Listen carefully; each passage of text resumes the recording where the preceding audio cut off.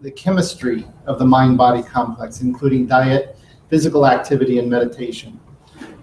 These natural approaches to changing brain chemistry have been shown to have meaningful effects on alleviating stress and anxiety and improving mood and well-being. They are also integral practices of Kriya Yoga. We will discuss practical applications of these approaches in working to alleviate stress, worry, and anxiety in your life. And I don't know if you know it, but anxiety disorders are more prevalent than even depression in our culture. Right now, at any one time, about 20% or 1 out of 5 Americans is diagnosed with an anxiety disorder. That's a lot. Anxiety, when we think of it, it manifests as fear, as worry, as stress, as compulsivity. And whether we meet criteria for an anxiety disorder or not, I think we all experience some level of anxiety, even if it's not diagnosable.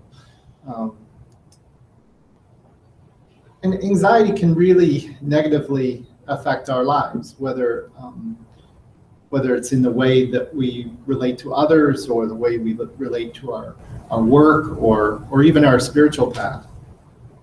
Much of Kriya Yoga is about cultivating deep, very deep, profoundly deep states of relaxation while remaining acutely aware.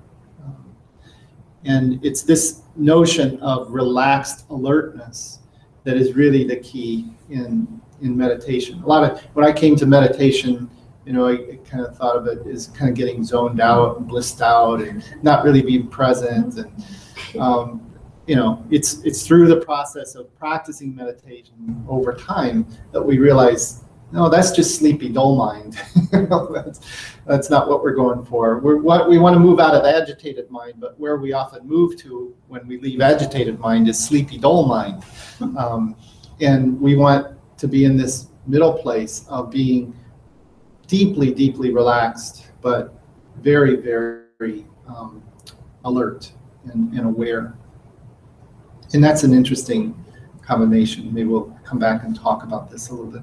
And I do hope we can have a bit of a conversation here. So if you have questions, feel free to raise your hand, and I'll leave some time at the end for us to discuss some of the things that I'm going to propose today that we think about.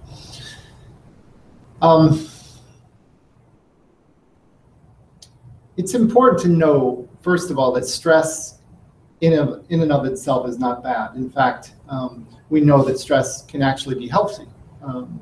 It's when it becomes debilitating, or when it goes on and becomes chronic stress, that it becomes problematic in our lives. Fear is a normal response to a threat, but we're in an age where some of us are living with pretty constant chronic fear that doesn't turn off. Sometimes that's in the form of PTSD. Sometimes it's in the form of, very intense generalized anxiety. Genetics plays a part, or we might say past life karma, plays a part in determining who actually gets an anxiety disorder, how severe it is, what type of disorder it is, whether it's generalized anxiety disorder, some compulsive anxiety or avoidance, maybe like a social phobia. So there are things that I want to talk about today that, even though there may be what we would consider in science sort of a genetic predisposition, there are things that we can do that affect whether genes are actually sort of turned on or off. That's an oversimplification, but I'll spend a little bit more time with this in a little bit. Anxiety, depression, and insomnia have all been associated with production of excess insulin. The body produces more insulin when cells lose their ability to use the message that insulin gives them. This insulin resistance elevates inflammation and stress hormones, Excess insulin deprives the brain of its steady supply of glucose for fuel, so it sends a strong alarm signal, further heightening the state of stress or anxiety. And what we want to do is consume more glucose, sugar. So we ultimately end up starving in a world of excess, and that's why it's a health crisis, a health epidemic really, is obesity in our particular culture. And a lot of that is informed by the level of stress and anxiety that we, as members of this culture, are experiencing. So what can we do to work with anxiety? Well, the first thing we're going to talk about is diet. And we'll talk about exercise. In our tradition here in Kriya Yoga, of course, walking is something Yogananda used to encourage people to walk, brisk walks. But what we do is practice Hatha Yoga as a means of really exercising the body. Working with our sleep patterns, very, very strongly indicated in working with anxiety now is meditation. In particular, the research is looking at mindfulness meditation, but there's so many studies on a wide range of meditation practices. Before mindfulness, there was transcendental meditation, Maharishi Mahesh Yogi's work in TM, and you probably know Maharishi through the Beatles, if you know of nothing else about him. And that particular approach alone, there are 600 published scientific studies that looked at TM. Now we have over 2,000 studies that have looked at mindfulness meditation. And often it's looking at how mindfulness meditation or these meditation approaches affect our resilience in the face of stress and how it affects anxiety, both physiologically and through self-report of our experience. So I wanted to start just by talking about diet, which I'm sure you know is a very significant part of the path of Kriya Yoga. We talk quite a lot about diet, and it's diet is an aspect of the yama and niyama rungs of the 8-rung ladder of Patanjali's Yoga Sutras. And Hippocrates, I love this quote, said, "Let food be your medicine and medicine be your food." Isn't that wonderful? Hippocrates. It's through diet and nutrition that we have the best chance to affect gene expression, to turn off illness genes like anxiety by changing the way we eat. And really, this is borne out in the research now very strongly. And so we're going to talk about this in some depth, but what I want to encourage you to think about is eat more brain-protecting food, like colorful fruits and vegetables, omega-3 fatty acids. Eat more brain-nourishing foods, like complex carbs, small amounts of lean protein, and again, omega-3. So brain-protecting and brain-nourishing foods. You've almost certainly heard this quote from Michael Pollan, who said, "Eat food, not too much, mostly plants." And that, if we could just keep that in mind, that little phrase, eat food, not too much, mostly plants. And how do we define food? Kriyanandaji used to say, if it doesn't spoil, it's not food. And you can go to the store and you can find things without a shelf life, or a shelf life that says, 2020. Probably not food. A varied diet of whole natural foods, mostly vegetables, grains, and fruits, what we should be looking for.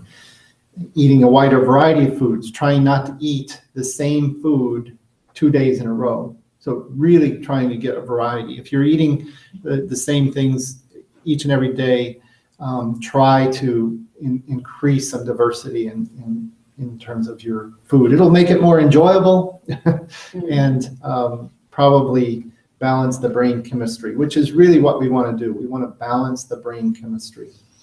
And we do this through a diet rich in fruits and vegetables, especially cruciferous vegetables, things like kale and broccoli. Somebody's collard greens and Brussels sprouts. These are all tasty foods if you can prepare them right, and if you get off the sugar addiction. And we're probably not any of us addicted to sugar, but there are a lot of people who are, and maybe some of us are. So broccoli, kale, collard greens, Brussels sprouts. Try to have 2 colorful fruits or vegetables at every meal. If you're getting your colors, you're doing well. So trying to have at least 2 colorful fruits or vegetables with each meal: green, yellow, red, orange, blue, purple. Do you know there are blue potatoes? Yeah. Beautiful, right? Yeah. All this diversity of foods that we're in a sort of a monoculture period right now. But if you can go to your co-op or go to the farmer's market and get some of these amazing fruits and vegetables, it's just a delight. We need to reduce refined and simple carbs like sugar and white bread and pasta and most snack foods. Move to complex carbs like whole fruits, whole grains. If you can eat more diversity of grains, like moving away from wheat exclusively and eat wheat more sparingly, but eat more rye, millet, quinoa, oats, things that have to be cooked for you to eat them.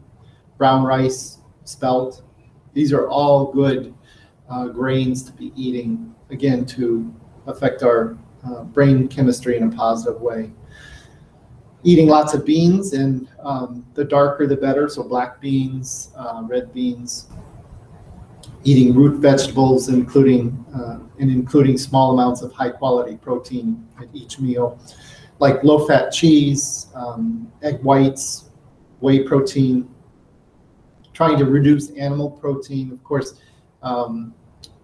It's an aspiration in Kriya Yoga to move towards a vegetarian, if not a vegan diet, and that we can certainly get enough protein through eating a good amount of plant protein like beans. And if you're vegetarian, you can still certainly enjoy low-fat cheese and egg whites. We want to eliminate high fructose corn syrup, of course, and all artificial sweeteners. We want to reduce or eliminate stimulants like caffeine that we might get through coffee or black tea. Certainly green tea has such a low amount of caffeine, and has amazing other properties, including antioxidant property. I would encourage you to drink green tea throughout the day if you wanted to, but trying to reduce other sources of stimulants that are much higher in this case, caffeine content. Cutting back and eliminating fried foods and baked goods. I'm a real sucker for baked goods, but if we can reduce those, it's healthy for us and for our brain. Not buying processed foods, and one rule of thumb: if it has more than 5 ingredients, you probably shouldn't eat it. And if it has ingredients that you can't pronounce, you probably shouldn't eat it. Trying to get our food that's been locally grown, organically grown, that's pesticide free, of course, if it's organically grown. This all serves us, and it helps us have a healthier brain, and it very, very definitely will reduce the levels of stress in the body and anxiety in terms of our emotional experience. And I mentioned this before, but trying to get more antioxidants like beans, fruits, blueberries, blackberries, strawberries, cherries, apples, eating more vegetables that have antioxidants like artichoke hearts and dark leafy greens. I mentioned kale and collard greens, especially good. eating sparing amounts of nuts. It's a little bit like the meditation practice of eating one raisin. If you can just eat one nut at a time, not handfuls, because certainly we can overindulge in nuts very easily. They're so tasty, but just eating sparingly, but daily doses of either pecan, walnuts, hazelnuts, that kind of thing, and getting good spices in our diet. Things like cloves and cinnamon, oregano, as well as trying to add ginger and turmeric to our cooking. It has a lot of anti-inflammatory effects. So just adding those particular spices can really help with our both protecting and nourishing our brain. Turmeric and ginger, just encourage you to have more of those in your cooking. Using olive or walnut oil almost exclusively for your cooking needs. For salad dressing, using olive oil and vinegar for a very tasty and also a healthy salad dressing. It's very good. And something Kriyananda emphasized over and over again is making water your really your beverage of choice. Drinking water throughout the day, sipping water, not gulping it, but sipping it throughout the day, and really fresh, pure water, or as pure as we can get. And something that increasingly is being suggested as a way of maintaining a healthy brain is fasting. And this is something that we've done for millennia in the yogic tradition. And there are different ways you can fast. I mean, you can fast, you can do a juice fast where you're drinking some good vegetable juice over the course of 24 hours or 36 hours. Or doing a water fast where you're only drinking water for, again, maybe 24 or 36 hours. If that feels too difficult, and I know for some people, trying to have a fast of 24 or 36 hours is just, it profoundly affects some people in a negative way. Start with maybe a 12-hour fast. Just making note of when you last ate. For example, if you had a meal at, let's say, 7 p.m., that you would not break fast until 7 a.m. So you would go a full 12 hours. And if that goes all right, and part of that hopefully would be sleeping, good quality sleep. If that goes all right, you could extend it to maybe 16 hours. And then see if you can go a little bit further, go 20 hours, 24 hours, and ultimately you might even move into a 36-hour fast. And again, we're talking about balancing our brain chemistry, and fasting is quickly being recognized. This wasn't true when I started at the temple. The medical community wasn't so hep on the idea of fasting, but increasingly it's being recognized as a very healthy practice. And I never quite got that because, I would occasionally go to Lincoln Park Zoo, and they always had the cats, the big cats, fast 1 day a week. And I thought, oh, they're practicing good yoga. The cats were, at least.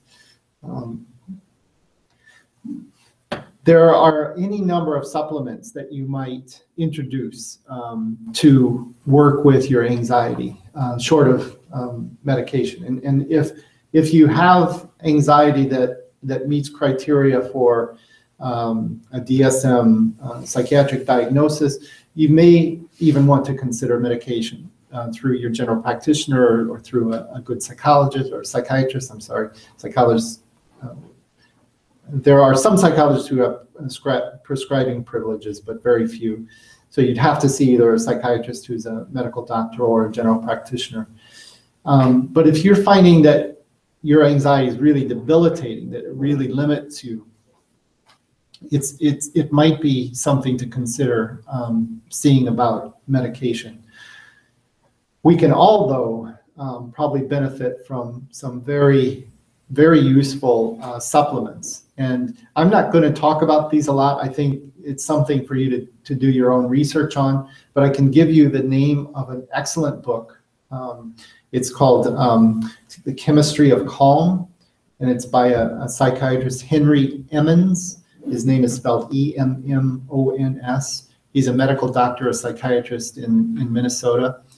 And he's written these two books that are sort of companion books, The Chemistry of Joy and The Chemistry of Calm.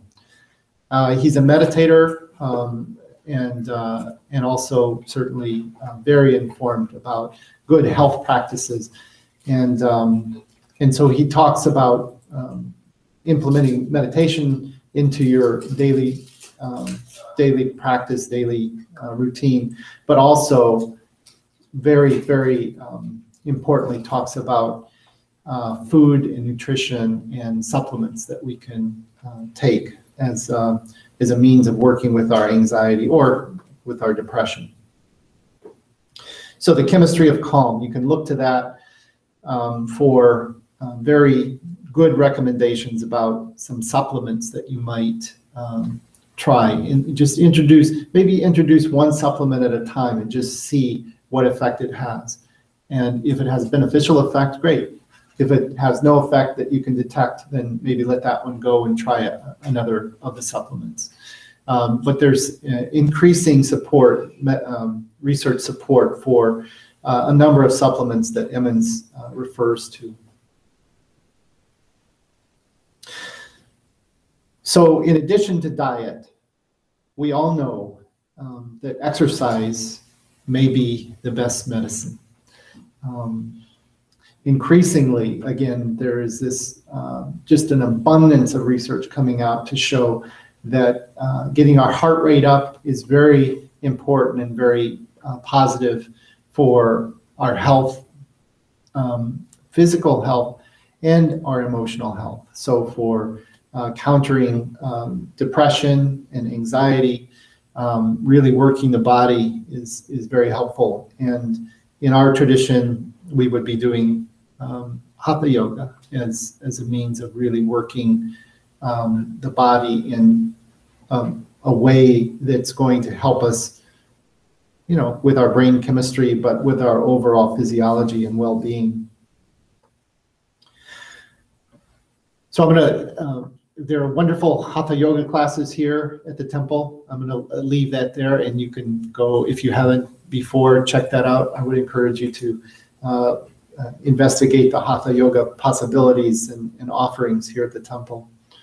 Getting sleep is really key. And I'm talking about these practices or these observances in order because a lot of people find that they experience insomnia, especially if they're experiencing a great deal of anxiety in their life. And just talking about good quality and good quantity of sleep isn't enough. There has to be something else. And so attending to diet first, and concurrently perhaps getting some exercise built into the day, those two things can help a great deal with quality and quantity of sleep. Without those two, just talking about sleep hygiene may not be helpful. But things we know about sleep hygiene are important and useful. We know, for example, that going to bed at basically this or close to approximately the same time every day and getting up at the same time is going to be very, very helpful for again our brain chemistry and our overall well-being. So trying to set a time for your bedtime and not play games in the morning, but get up when the alarm goes off and not hit the snooze 3 or 4 or 5. I've been known to do that. It's just going to be much better for us if we try to get to bed at the same time, try to get up at the same time. And when we do that, in time, we can notice, wow, I'm waking up. I don't even need the alarm. because our body is very susceptible to rhythms. It's very, the body wants to be in rhythm. And so when we go to bed at the same time, get up at the same time, a lot of times we don't need electronic devices to inform us as to, it's wake up time. We are just ready. We're ready to get up and get our day started. But doing these slowly, going to bed slowly, slowing down, call this the ritual of the moon in Kriya Yoga. So, for example, in this age of electronic devices, turning off your electronic devices at least 30 minutes, but preferably an hour before you're going to try to go to sleep. The light alone, like the blue light, is stimulating to the brain. And so it's the number of people that I see in my psychology practice that are checking their phone right up to the moment of bedtime, and they have their phone right next to them. So if it buzzes, or if they're awake, they're alert, and then they talk to me about not being able to sleep. And one place we start is put the phone in another room. Just put it in the other side of the apartment or the other side of the house. Try to separate, practice detachment. try to separate from the phone, at least for sleep time.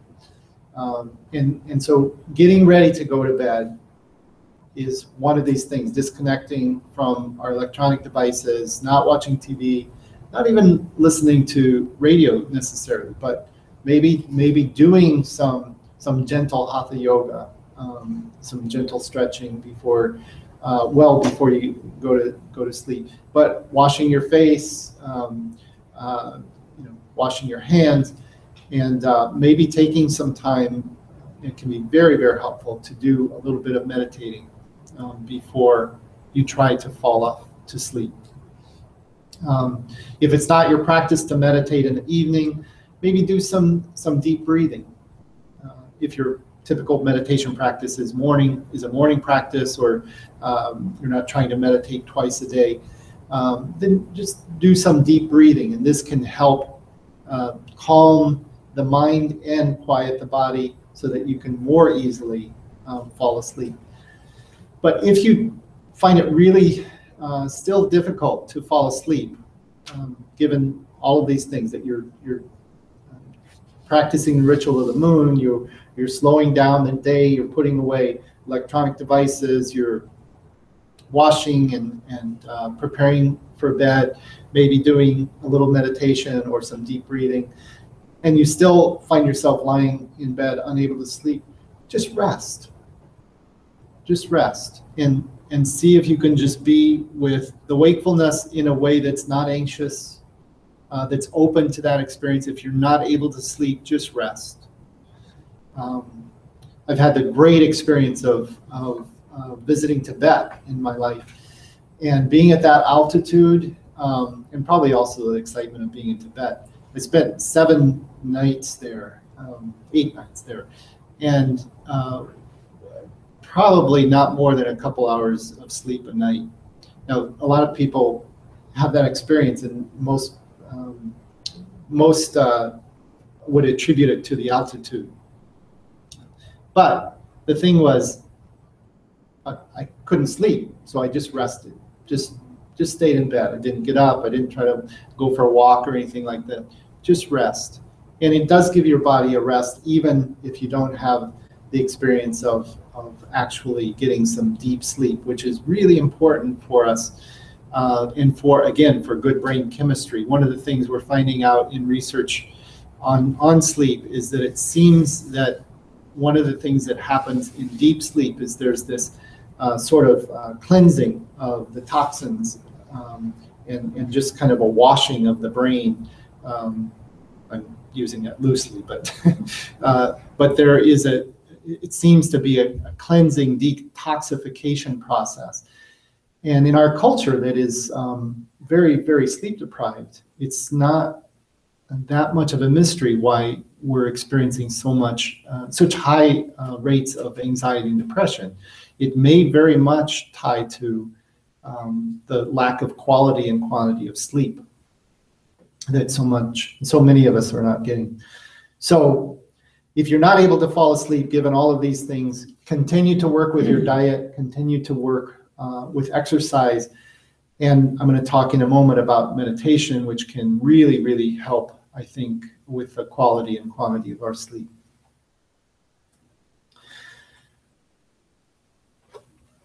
Let me just pause for a moment and see if there are any questions, because we're going to move into meditation, talking about meditation.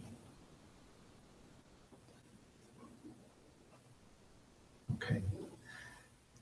So you may be familiar with the title of this book. It's by Robert Sapolsky, and it's called Zebras Don't Get Ulcers.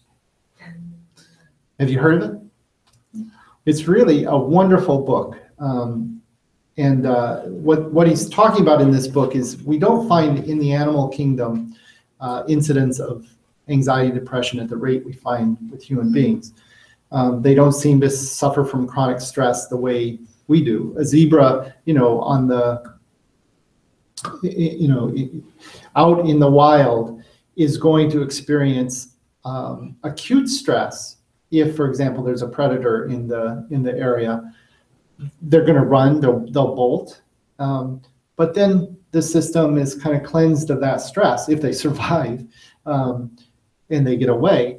They're not sort of walking around chronically stressed. And so Sapolsky says this interesting thing. Why are we as humans so susceptible? He suggests we're smart enough to make ourselves sick. In other words, he says we have too much time on our hands and we turn these powerful minds that we have against ourselves. And this is really consistent with what we talk about in Kriya Yoga, and other traditions talk about it as well, that we have an experience, for example, a fear-inducing or anxiety-provoking event, and then we tell a story about it, and it turns into something much more than a given experience or a moment in time. It has this whole story. And the story becomes, well, what if it happens again? And we engage in this worry, this anticipatory worry. I have to make sure that event, that scary event, doesn't happen again. And so I'm living, sort of bracing myself, anticipating that something awful is going to happen yet again. And the only way for me to forestall it or prevent it is to be vigilant and to be braced and to worry. Or some event happens in my life, it's fear-inducing or anxiety-provoking, and I end up feeling regret about it. I was weak.